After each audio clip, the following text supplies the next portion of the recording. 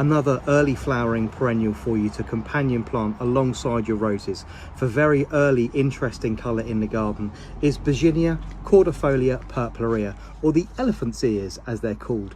It produces these really large dark green sort of waxy, quite tough leaves which resemble elephant's ears, funny enough.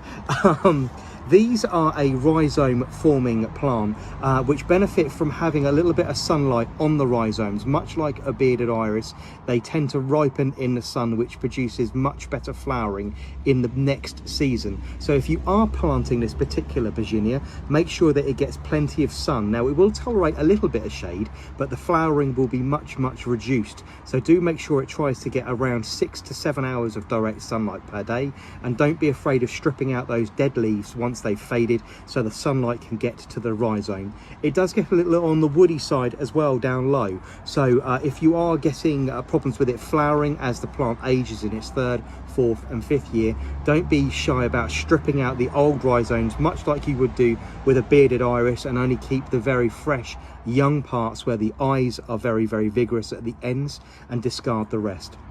But Bergenia is a really great ground cover perennial, normally only reaching 40 to 50 centimetres and flowering very early on in the season, normally in late March, early April, and sometimes at the very beginning of May. So I do have quite a lot of Bergenia about, and I love the contrast between its great big dark green waxy leaves and things like snowdrops and Dutch crocus. I think they work really well. So Bergenia is a really good perennial plant for pairing alongside your roses in your cottage garden.